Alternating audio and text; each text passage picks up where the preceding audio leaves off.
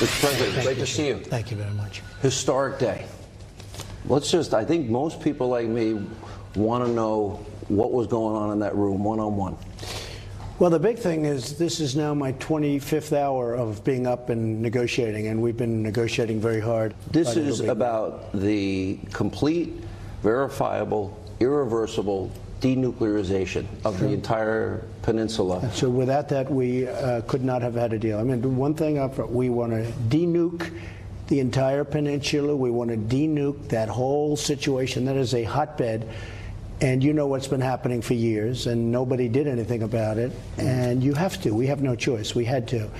And the relationship was really good. It built. And I talked about early on in the relationship and the feeling. Well, we had a very good feel right from the beginning. And we were able to get something very important done. And actually some things happened after that was signed, Sean, where we're getting rid of certain missile research areas, certain missile testing sites. They're getting rid of a lot. You know, in the lead up to this, and this was pretty amazing because obviously I'm a pretty strong critic of our news media in the country, but a lot had happened. He had dismantled a nuclear test site. He crossed over the DMZ. 3 hostages were released. The missiles stopped being fired. He was willing, you wouldn't have come here if he was not willing to talk about denuclearization. That's right. So all of that happened before you walked in, and I don't remember that you sent cargo planes of cash or gave anything really before the lead up. Why do you think he's interested in doing this after spending that time with him? Well, it's sort of interesting because I noticed some of the press, and I'm not even knocking him because honestly they've been treating me very good on this subject. What's to treat badly? But some of the press would say he's meeting with them and therefore he has a major loss. I said, since when? And others wanted to, it never worked out. It probably never could have worked out. But we really have gotten a lot. You haven't seen missiles going up in 7 or 8 months. You haven't seen research. You haven't seen nuclear tests, very importantly. Japan is very happy because they were being encircled. I mean, there was a period of time when they were going right over the middle of Japan.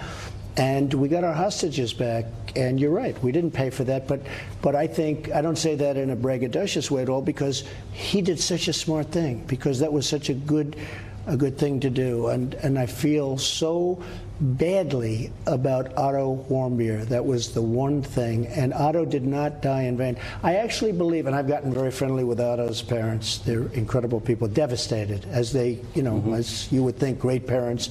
He was a great young man.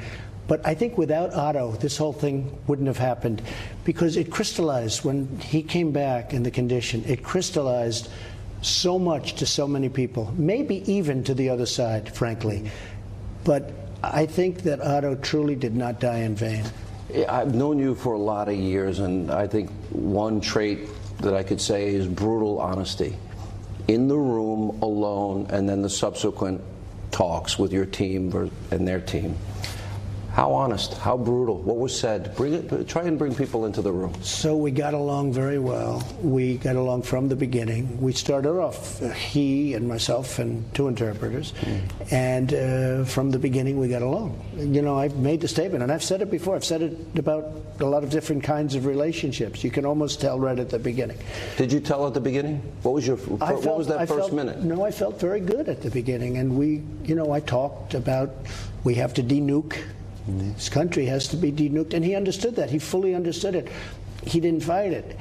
And we're doing some great things, and for his country, and South Korea is going to be involved very much in helping, and Japan is going to be involved, and President Xi of China has been, really terrific on the border. I think less so the last couple of months, unfortunately. Was that a big part? Because your meetings, when you met with the president of China, were scheduled, if I recall, for like 15 minutes. Didn't some go on for 4 hours? That's right. Well, we actually met at Mar-a-Lago. He wanted to be at Mar-a-Lago, and we had a 15-minute meeting scheduled. When he comes in, we were going to go into breakout rooms where we had many people waiting for us, and it ended up lasting 4 hours. The 15 minutes, President of China, great guy, it ended up lasting for 4 hours. We just got along, and we have gotten along. I mean, I want him to treat us better in trade. That's my only problem. You know, they've Is been it happening? killing us. Didn't they make trade. concessions on intellectual property? Well, they trade? want to do things. It's a tough thing. You know, they're doing so well. They've made so much progress against us for so many years. It's awfully tough for them to bring it back. And we'll see how that all works out. We're gonna do something. Definitely, we're gonna do something. You know, they offered us $80 billion in purchases of agricultural products, right. but it's just not enough for what we're talking about. It's $80 billion. What do you I want? never thought I'd turn down $80 billion, but we have to do something with intellectual property. We have to do something just generally on trade. Last year, we lost $500 billion with China. We can't do that anymore. Let's go to the beginning. There are a lot of people, critics, quickly saying, when you said Little Rocket Man, or Fire and Fury, or, you know, when he said, oh, I've got a red button on my desk, you said, well, mine's bigger and it works better than yours.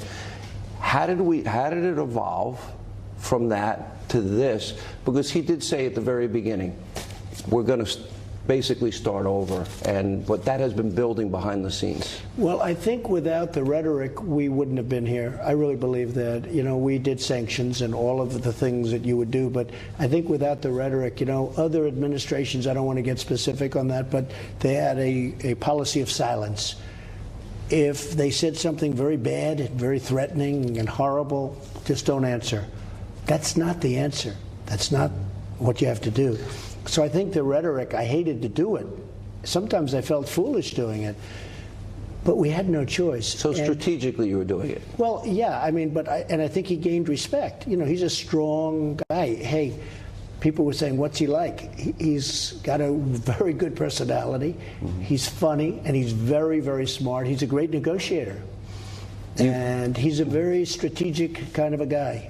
One of the points that I think surprised everybody, and I think every American should be very happy about this, is the Korean War, which has gone on for so long. But more importantly, there are still American remains there, and they will be repatriated. The remains are coming back, and we got that at the end. In fact, we have some things that you don't even have in the report. We put out the report. Anything you can tell us? What we signed.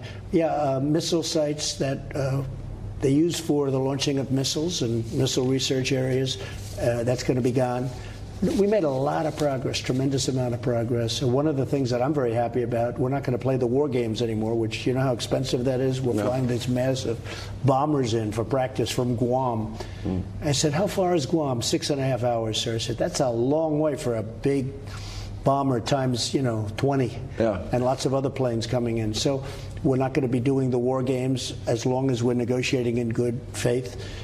So that's good for a number of reasons, in addition to which we save a tremendous amount of money. You know, those things, they cost.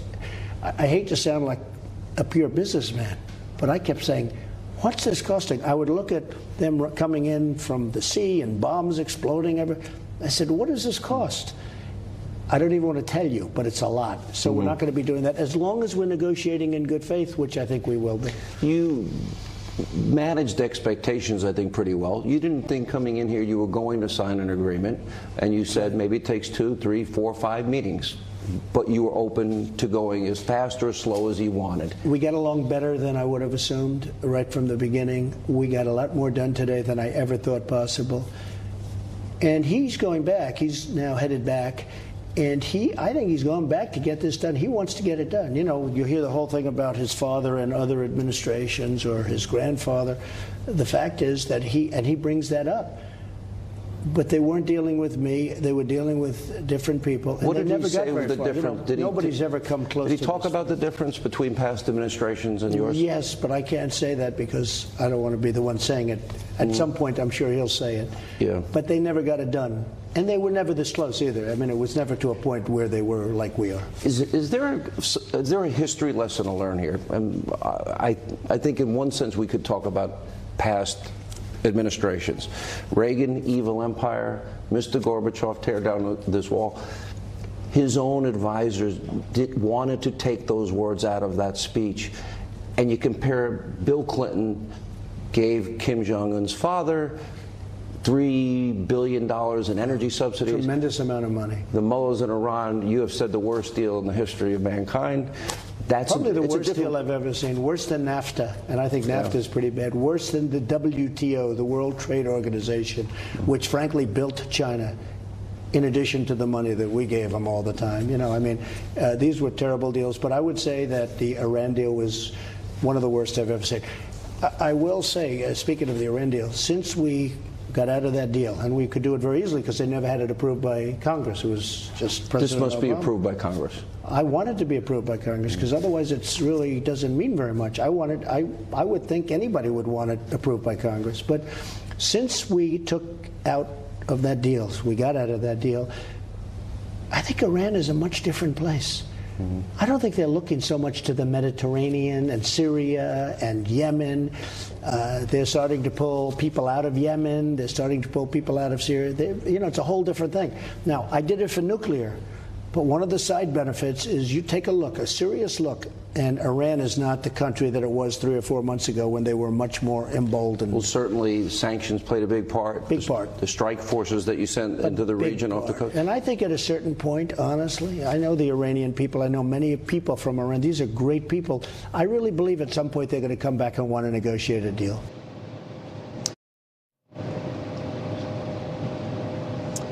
All right, as we continue, Hannity from Singapore. Now, the final part of my interview with President Trump, where the president talked about the likelihood that Kim Jong Un would visit the White House or maybe Mar-a-Lago. Take a look.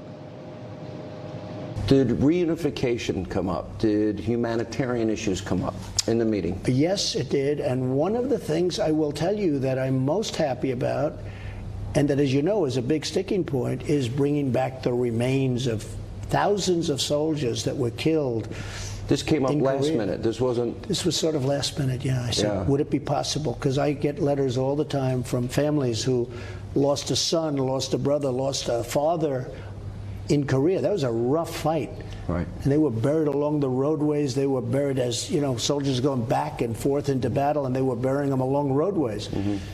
And they're saying, please, please, could you do it? I get so many letters from people who lost a loved one in North Korea, essentially, in North Korea. Right. And I would say, I'm going to try.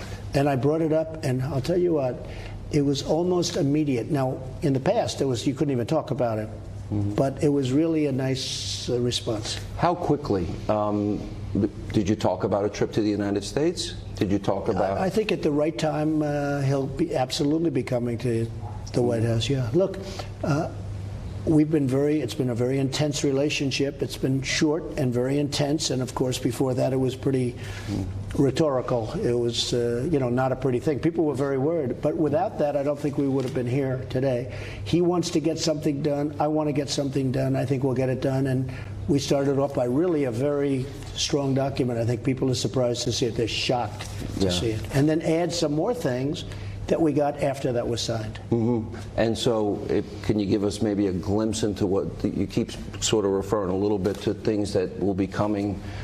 I just think that we are now going to start the process of denuclearization of North Korea, and I believe that he's going back and will start it virtually immediately, and he's already indicated that. And you look at what he's done.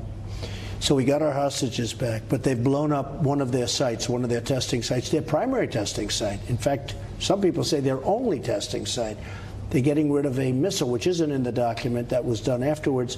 They're getting rid of a missile testing site. They're doing so much now. So it's a process, and it's really moving rapidly. Last question, because I know you have a lot to do. Obviously, he wants something on his end. Certainly, he wants the world community wants sanctions lifted. He wants economic opportunity, and his people need it desperately. There are people starving there. So I guess the question is the order. What would he have to do to get the sanctions lifted, to get the economic opportunity opened up for the people? Well, what he wants is security, and I understand that, and he'll get that. And he wants to see if they can make that incredible location, because it's between China and South Korea. Think of it. I'm in the real estate business. Think of that. You have is prosperous South Korea. Trump Tower, maybe the first thing. How good a location is that? You have China, and you have South Korea, and he's got right in the middle of both of them, surrounded by water. Okay, that's called like. Can there be anything better than that? And it's also beautiful land. It's incredible land. So I think I think he understands that. I told him about that today, and I think he really understands it. But and the Chinese he wants happy. To make it great. They're involved. The South Koreans, the Japanese. I think so. I think, look, China can't be thrilled about a very strong group of people having nuclear missiles with great capability right next to them. So I really do believe they are. They were very, very helpful. I think maybe a little bit less so in the last 2 or 3 months because we're talking about trade and other things. And, you know, nothing's going to interfere with my relationship with President Xi because I have great respect for him. He's really a great man in the true sense. He's a great man. One of the best stories you tell, and it's an interesting story historically speaking, is you were having dessert with him. That's right, at Mar-a-Lago, chocolate cake. You remember? And I said this was after Assad had used chemical weapons on his own people. That's right. And you had launched the first strike. I said, Mr. President, we just sent 58 missiles into Syria to hit a certain target. And he said, please say it again, with his interpreter. I said, we just sent 58 missiles in. By the way, to show you the technology, every single one of those missiles from 700 miles away in the ocean, ships in the ocean, every one, 58 missiles, 58 hits. It's incredible technology. What we have is so incredible, so lethal. Not that we want to do it, but so lethal. But that was done because Syria, Assad, used chemical gases on children. And we had to do that. Had President Obama gone over the red line, I think you maybe would have had a different story in the Middle East. I really believe that. But he didn't do that. But we did. And so I told him, sitting at Mar-a-Lago at dinner, eating chocolate cake. I said, either he's going to leave or we're going to still be friends. But he didn't leave. But he understood. He really understood. He doesn't want to see that. Well, I think he really did, because he knew that a lot of people and a lot of children were killed by gas. Yeah. And he fully understood. I know you have a lot to do. Mr. President, thanks for being so generous with your time. Thank you. Congratulations. Thank you very much. Thank you, sir. Appreciate it.